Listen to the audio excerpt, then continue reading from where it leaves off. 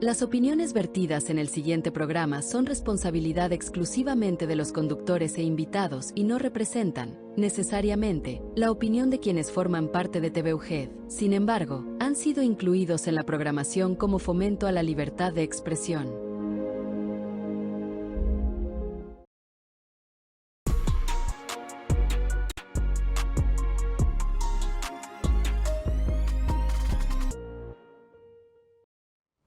¿Qué tal? Bienvenidas y bienvenidos a El Derecho y los Derechos en Serio, espacio de reflexión y diálogo sobre democracia constitucional, transformaciones sociales, libertades y derechos. Mi nombre es Alan Arroyo, soy el director de la Facultad de Derecho y Ciencias Políticas de la UGED y en esta nueva emisión tengo una invitada de lujo, tanto desde el punto de vista personal como en el institucional. En lo personal, porque es una amiga colombiana, entrañable, muy querida, allá en Amalfi, en Antioquia, pero que la tenemos presencialmente aquí en TV UGED.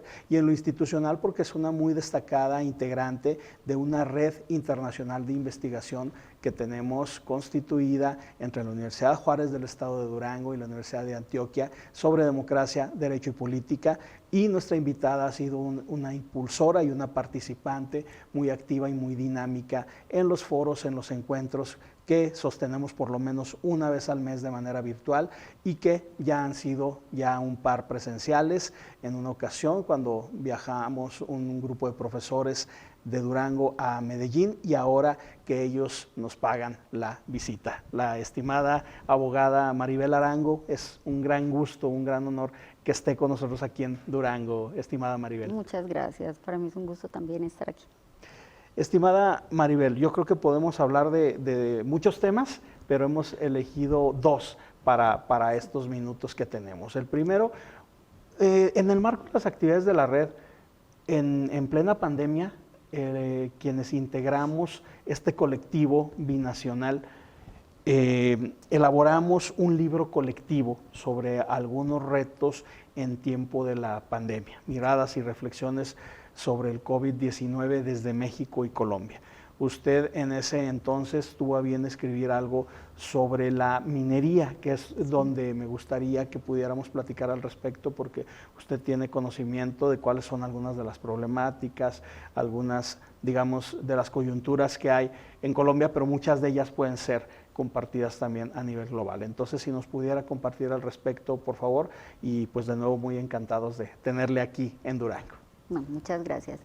Bueno, el escrito en ese momento se centró en las dificultades que tuvieron las personas dedicadas a la minería por el cese de actividades, por el cese de transporte de materiales, diferentes pues, circunstancias que sufrimos todos, pues, en todos los ámbitos, pero en el tema de la minería, en Amalfi particularmente, que es un pueblo pues, alejado del centro del país, hubo muchas dificultades porque no había combustibles, porque no habían herramientas, porque no habían repuestos, entonces se disminuyeron mucho las actividades y esa es una de las actividades económicas que sostiene el municipio.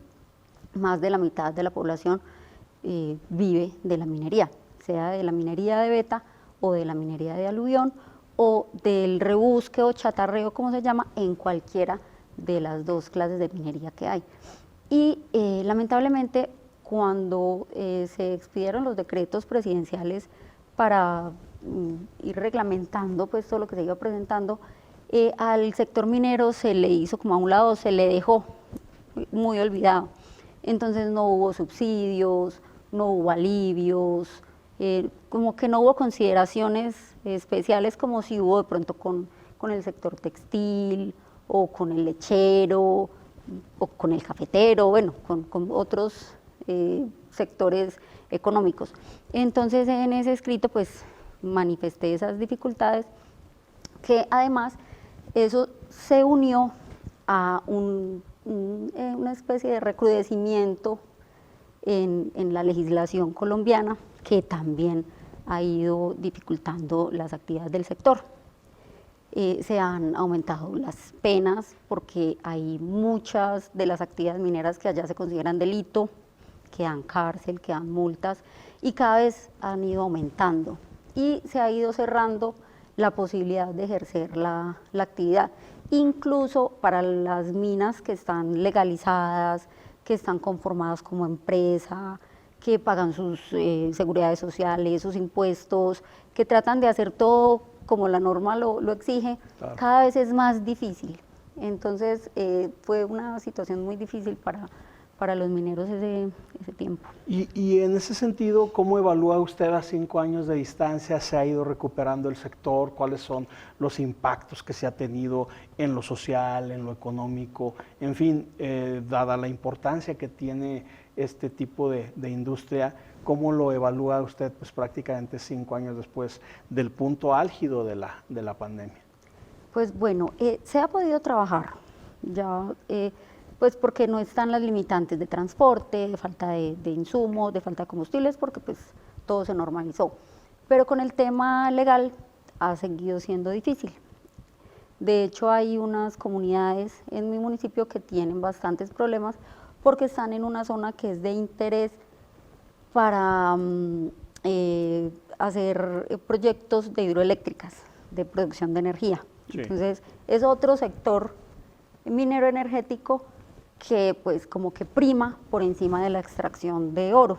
Y entonces hay como un choque ahí de intereses y hay muchísima gente de esa zona que sobrevive de la minería y que no saben qué van a hacer cuando les toque salirse de ahí porque esa zona va a quedar llena de agua para producir energía, que es otra necesidad. Entonces es un tema complejo para el gobierno tanto municipal como el departamental y el nacional, darle manejo a una situación en la que no se sabe entonces cómo vamos a sopesar las necesidades de un sector y otro y qué es lo que tenemos que hacer para perjudicar lo menos posible a la gente, que pues es en últimas la que lleva pues como las consecuencias, las últimas consecuencias le tocan a la gente. Claro, desde una perspectiva del impacto en la naturaleza, Maribel, del extractivismo, de todos estos temas, ¿cuál ha sido, digamos, el tipo de alcances que se tiene cuando se habla de la minería en su país? Es decir, si hay un impacto significativo, ¿cómo podemos encontrar un equilibrio entre una necesaria actividad económica, que es muy importante para una parte tan relevante de la población, pero por el otro lado, pues el tema de los recursos naturales, del desarrollo sustentable, entre otras cuestiones? Bueno, para desarrollar minería con conciencia ambiental, ¿cierto? Nosotros somos una autoridad ambiental que está sectorizada por departamentos o por zonas y ellos emiten una licencia ambiental. Eso tiene unos requisitos, tiene unos costos y hay que cumplirla pues al pie de la letra. Son unos compromisos que el minero adquiere para desarrollar su actividad como siguiendo unos parámetros y minimizando el impacto. Lamentablemente las empresas grandes son las que más fácil obtienen este tipo de licencias. Eso obedece a muchas otras cosas, además del interés de hacer pues, la mera actividad minera, pero pues eso es tema para otra entrevista. Pero obedeciendo a la licencia ambiental, pues se mitigan los impactos y se controla el daño ambiental. Si lo hay, claro que hay daño ambiental, es innegable. Es pues, inevitable, ¿verdad? Es inevitable. Casi cualquier actividad económica Correcto. tiene un impacto. Pero pues si se hace bien, ahorita hay muchísima tecnología, hay muchísima maquinaria, entonces se puede contener un poquito.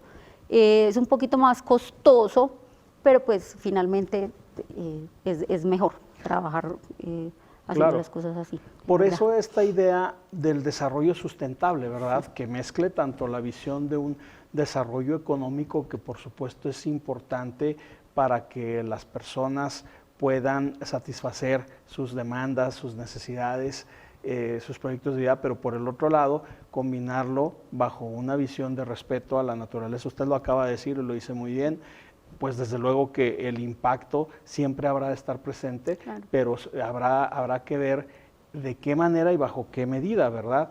Y sobre todo que también debe haber labores de supervisión permanente, es decir, que la normativa en este sentido debe estarse impregnando en todo momento y no nada más una sola vez, sino que son actividades fundamentales sobre las cuales debe haber un monitoreo constante, ¿verdad? Sí, pues de hecho hay muchos controles, tanto por la Autoridad Minera Nacional como por la Autoridad Ambiental, que en el caso de nosotros es regional, en el departamento.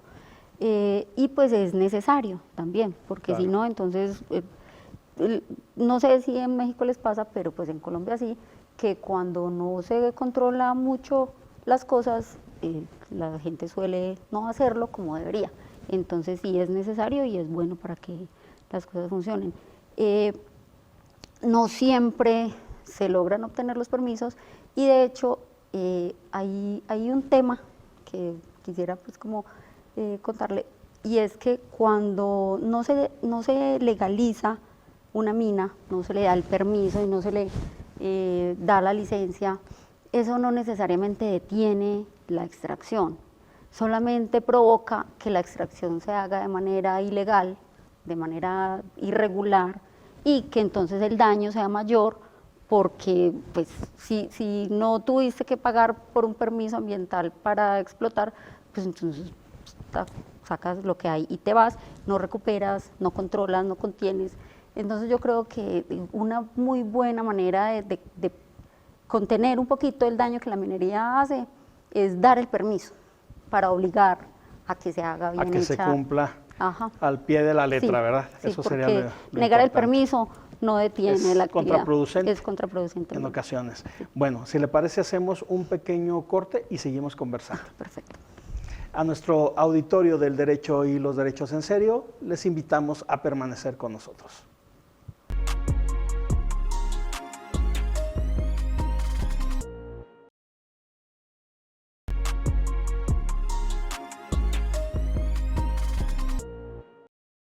Gracias por permanecer en El Derecho y los Derechos en Serio. Estamos conversando con la abogada Maribel Arango, quien nos visita desde Amalfi, en Antioquia, Colombia. Ella es integrante de una red internacional de investigación que tenemos constituida entre la UGED y esta Universidad de Antioquia, tan prestigiosa en Sudamérica, y es desde luego un elemento sumamente activo y dinámico en las distintas sesiones que tenemos. Estimada Maribel, antes del corte hablábamos de un tema que usted, por distintas razones, ha estado en contacto directo, que es el de la minería, pero también dentro de sus intereses en las actividades de la red y en general, pues ahora sí que un tema de siempre de relevancia y de envergadura es sobre estas luchas singulares, ¿verdad?, y colectivas en el marco de los feminismos actuales. Un tema sobre el cual incluso usted está presentando en estos días una ponencia en un congreso internacional que organizamos aquí en la Facultad de Derecho y Ciencias Políticas. ¿Pudiera comentarnos, por favor, al respecto sobre este tema y por qué es que le llamó la atención para presentarlo en este magno evento académico? Por favor, Maribel. No sé cómo por dónde empezar. A ver, le cuento. Sí. El interés nació de haber leído algo sobre feminismo, ¿cierto? Haber leído algunos papers sobre investigadoras y filósofas y haber quedado como con la duda de por qué se le ha tratado a las feministas como si fueran como de una secta maligna o como de algo perverso, y encontré, investigando, que hay una autora que dice que cuando ella estaba chica, un compañero del colegio le dijo: ¿sabías que tú eres una feminista?, en un tono acusador, como si le estuviera diciendo terrorista. Y eso le generó a ella esa misma preocupación que tenía yo, que no sabía que también tenía ella, porque ¿por qué ser feminista es malo? ¿Por qué ser feminista se ve mal? Y pues los medios de comunicación han dado alguna imagen de que hablar de ese tema o luchar por los derechos de las mujeres es malo, o es violento, o bueno, va en contra de no sé qué. Entonces, en esas lecturas, cuando propusimos un tema de investigación en la red, pues yo dije, bueno, voy a tratar de investigar ese tema, y como nuestra red estudia temas de política, Claro. lo enfoqué por Y el de lado democracia, ¿verdad? de la política, y empecé a preguntarme, bueno, ¿qué necesitamos hacer las mujeres echando mano de estas luchas feministas, de todo lo que se ha logrado luchando, porque no ha sido fácil, y cómo vamos a llegar a ser más representativas, más bastantes en cantidad, con más voz, con más voto, con más poder, porque no hemos tenido realmente el poder durante la historia. Las mujeres no hemos estado a la cabeza de los puestos de poder y de toma de grandes decisiones en el mundo, siempre han estado los hombres. ¿Y qué es lo que tenemos que hacer? ¿Por qué no ha sido posible, siendo el 51% nosotras? Pues en cualquier elección ganaríamos si todas las mujeres votamos por las mujeres, o sea, no tendrían chance los hombres de llegar a ninguna parte porque somos mayoría, pero no hemos logrado unirnos como en una idea. En un solo canal, ¿verdad? Sí, en una sola idea de luchar por los derechos femeninos. De ahí que encontré que hay muchos feminismos, y que de pronto uno de los más convenientes podría resultarnos a nosotros es el feminismo popular, que se hace haciendo pequeños grupos en las comunidades, Okay. como el feminismo de base, hablando políticamente. Porque hay otro feminismo que es el más conocido, que es el feminismo neoliberal, que es del que hablo especialmente en la ponencia, que hace que se dé una lucha singular. Y la lucha singular no nos lleva al poder a todas, ha llevado a unas cuantas, ¿cierto? Hay autoras que hablan de Hillary Clinton, de Angela Merkel, de mujeres que han llegado, Michelle Obama, por ejemplo, que es respetada y muy querida en los feminismos, pero que se reconoce que llegó porque el esposo fue presidente de Estados Unidos, o porque ella logró llevar a su esposo, pero no pudo ponerse ella. Fue ella la que ayudó a llevar a su esposo a la presidencia, pero no lo logró ella. ¿Por qué? Ahí está la pregunta. Entonces, es una de las inquietudes que he estado... que ha estado trabajando y que sí. le han despertado su curiosidad académica e investigativa, ¿verdad? Es verdad. En Colombia, ¿usted cómo ve la situación, Maribel? Porque pues definitivamente en México hay todavía bastante que hacer, hay muchísimos lastres, hay todavía muchos paradigmas que romper. En efecto, seguimos siendo una sociedad profundamente machista, desigual, que profundiza la discriminación, y que esta idea de la paridad, de la equidad, de la igualdad de género, pues simple y sencillamente es utópica. Entonces, claro que compartimos a nivel América Latina muchos de estos rasgos, pero en el caso particular de su país, ¿usted cómo lo ve? Bueno, yo creo que vamos un poquito más atrás que ustedes, porque pues ustedes ya lograron tener presidenta mujer, que es un logro. Nosotros en este momento tenemos vicepresidenta y es nuestra segunda vicepresidenta mujer, pero no han generado ningún cambio visible para las mujeres porque no están en la presidencia, que es la que toma las decisiones finalmente, ¿cierto? Y nosotros no tenemos paridad como sí la lograron tener ustedes, que creo que fue a propósito de la llegada de la presidenta, ¿cierto? Sí, ya se había venido trabajando, digamos, a nivel previo, pero pues sí, esta llegada de la presidenta Sheinbaum pues representó un hito, aunque pues eso no, como por arte de magia, no soluciona todos los restantes problemas, pero tiene razón, al menos que en la figura que toma las principales decisiones se dé, ya es un avance, pero en todo lo demás seguimos teniendo muchos lastres. Sí, igual quiero pensar que ustedes, sí, ¿verdad? Sí, es igual, el tema de la brecha económica, claro, de la dificultad, perdón, de la dificultad para acceder a algunos trabajos, claro. Aunque puedan dos personas de diferente sexo, hombre y mujer, desarrollar la misma actividad, casi siempre se elige primero al hombre, porque sí, es que él no va a sacar licencia de maternidad, es que él no se va a ausentar por dolencias menstruales, por ejemplo, que fue un tema álgido en la reforma laboral que tuvimos en el país, que claro, es un tema que atañe pues exclusivamente a las mujeres. Entonces sí, vamos un poco más atrás. Y nosotros tenemos cuotas de género en los grupos colegiados, sí, pero no tenemos la paridad que tienen ustedes, que pues yo creo que sería una de las luchas que debemos seguir dando allá para que sea ya un tema obligatorio, que la mitad de las mujeres, o todas, como aquí, que se les dio como esa garantía, puedan ser mujeres.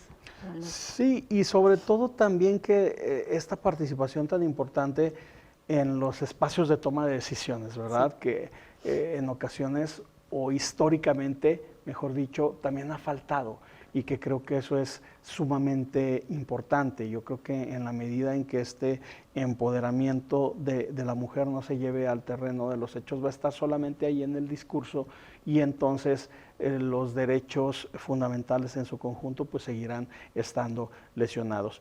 ¿Qué podríamos hacer, Maribel, como para mejorar el estado de cosas, al menos desde la perspectiva de su país? Bueno, yo creo que apoyar los liderazgos femeninos sería fundamental. Empezar a creer más en las mujeres, creer y confiar en la capacidad de las mujeres. Tenemos lideresas muy buenas, con muy buenas intenciones, que podrían generar verdaderos cambios en las regiones, pero no las estamos apoyando. Yo creo que elegir mujeres en los puestos de toma de decisiones sería fundamental, y eso sí generaría de verdad un cambio. De igual manera, con lo que usted mencionaba hace unos minutos, en el sentido de no dejar esta especie de política de base, ¿verdad? En el sentido de que no podemos desfragmentar lo comunitario. Yo creo que sí, siempre va a ser importante en cualquier sociedad, en cualquier civilización, observar en su justa dimensión el sentido de comunidad. Y el sentido de comunidad también empieza desde lo local, ¿verdad? A veces con el paradigma de la globalización, que dicho sea de paso también no sabemos a ciencia cierta qué tan benéfico haya sido para las mujeres, sino más bien lo contrario.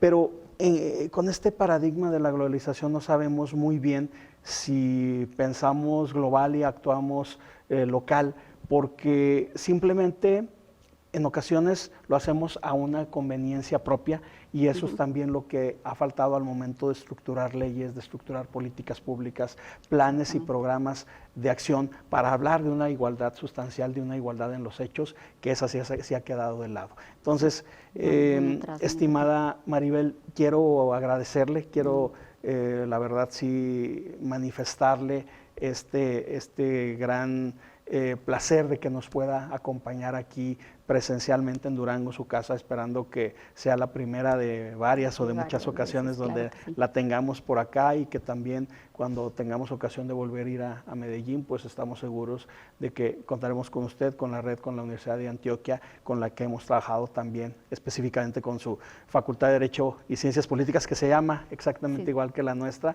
Entonces, mil gracias, estimada Maribel. A ustedes, muchas gracias. Gracias por el recibimiento, gracias por la invitación.